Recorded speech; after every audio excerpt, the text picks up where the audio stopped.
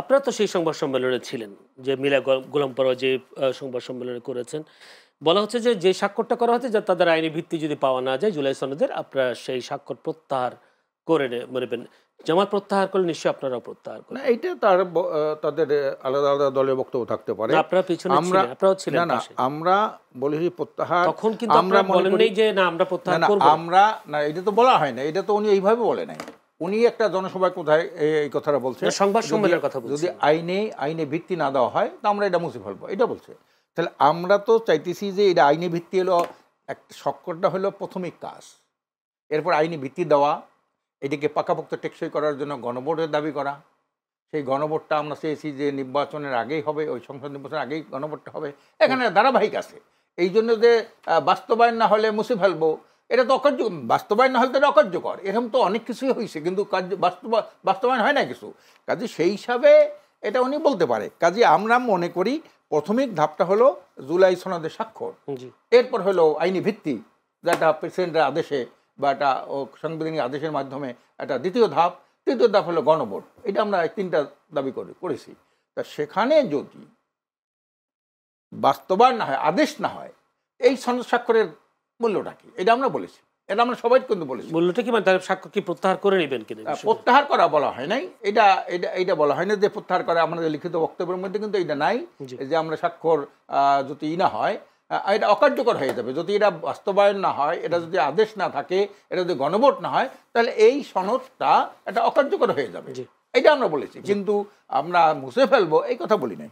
একটা প্রশ্ন, সেটা হচ্ছে এনসিপির যিনি মুখ্য সমন্বয়ক নাসিরউদ্দিন পাটোয়ারি বলেছিলেন, যেটা বিএনপি গণতন্ত্রের কথা বলে বাংলাদেশে জিয়াতন্ত্র কায়েম এবং জামায়াত ইসলামের কথা বলে মওদুদি তন্ত্র কায়েম চেষ্টা চলছে। আপনারাও মওদুদি বিরোধী ছিলেন দীর্ঘদিন। না, এটা হচ্ছে নাসিরউদ্দিন পাটোয়ারির। না, আমার প্রশ্নটা যদি একটু শুনেন। আপনারা মওদুদি বিরোধী ছিলেন, জামায়াত ইসলামী মওদুদি ইসলাম এ ধরনের প্রচার করে, এ ধরনের কথাও আপনারা শুনেছি আপনাদের মুখ থেকে।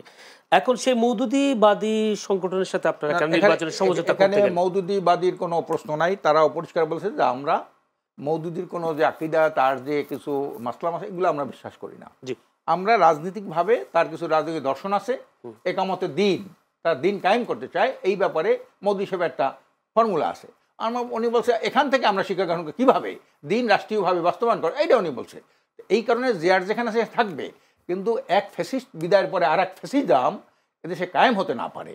এখানে ফ্যাসিস্টে বারবার ফ্যাসিস্টের পতন হয়, কিন্তু ফ্যাসিজমের পরিবর্তন হয় না। ফ্যাসিজম থেকে এখনও যেমন ফ্যাসিজম আছে।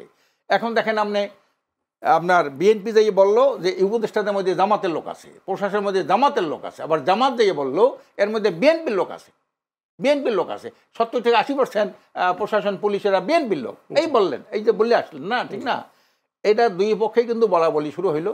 এইটা তদন্ত এনসিপির পক্ষ থেকেও বলা হয়েছে, এনসিপি তো বলেই, হ্যাঁ বলছে। কাজে এই জন্যে এরা যেটা বলছে মওদুদিবাদ, জিয়াতন্ত্র, এত বড় বড় কথা, আবার বিএনপির সাথে বৈঠক করে, জামাতের সাথে বৈঠক করে এরা, হ্যাঁ, এইটা তো আমার বুঝি আসে না। এত বড় বড় কথা বলার পর কি আবার বিএনপির সাথে বৈঠক হয়? জিয়াতন্ত্র কায়েম করতে চায়, আবার মওদুদিবাদ এইটার সাথে আপনি চিন্তা করেন, এটা বিএনপির সাথে তারা বৈঠক করে, আবার কি আবার জামাতের সাথে বৈঠক করে, এরাই করে। কি জন্য করে বৈঠক? হ্যাঁ, কি জন্য করে তাদের একটা রাজনৈতিক একটা ফায়দা নেওয়ার জন্যে, এটাই তো নিয়ম। আহলে বৈঠক করবে কেন? যেখানে নাসিরউদ্দিন পাটোয়ারি বলছে বিএনপি প্রথম বললো 50 থেকে 100 আসন পাইতে পারে, একটা সব এনসিপি পাবে, এটা নাসিরউদ্দিন পাটোয়ারি বলছে না? আবার সেই দলের সাথে কেন তারা সংলাপ করে, কেন তারা একের পর এক বৈঠক করে বলেন? আর যদি মওদুদিবাদ কায়েম করতে চায়, হ্যাঁ, জামাতের সাথে বা এরা বৈঠক করে কিভাবে? এক একজন একটা গ্রুপ এক এক দলের সাথে যায়, সবাই কিন্তু এটা অনেকটাই বহুজাতিক পার্টির মতো। একদল বিএনপির দিকে, একদল জামাতের দিকে, একদল নিজেরা সংগঠন করতে চায়, বহুজাতিক শক্তিশালী করতে চায়। হ্যাঁ, বহু দলীয় চিন্তা এটার মধ্যে আছে। যেহেতু বিভিন্ন দল থেকে এখানে লোক জড়ো হয়েছে না, কাজে এখান থেকে কিন্তু মূল কথা বাইর করা খুব মুশকিল। একজন আরেকজনের বিপরীত কথা বলে, একজন আরেকজনের বিপরীতে কথা বলে এরা। হ্যাঁ, এটা তো কথার কোনো ঐক্যতা নাই, এই কথার কোনো একমত নাই, এরা সবসময় কথা বলে। বিএনপির সাথেও যায়, জামাতের সাথেও বসে, আমাদের সাথেও তো বসে, বহু মতের দল এনসিপি, এবং এইটাকে ওরা বলে কেউ জামাতের পক্ষে, কেউ বিএনপির পক্ষে, কেউ নিজেরা আবার নিজেদের সংগঠন। না এইটাকে বলে, এইটাই নাকি ভিন্ন মত থাকে, এইটাই গণতন্ত্রের সৌন্দর্য। ওটা নতুন একটা শব্দ আবিষ্কার হচ্ছে, এটা গণতন্ত্রের সৌন্দর্য।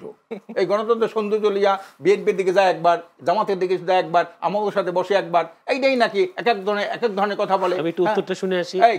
কাজী এই হলো গণতন্ত্রের সৌন্দর্য একটা আবিষ্কার করছে ওরা। হ্যাঁ, এইটা নিয়ে সবকিছু করতে পারে গণতন্ত্র।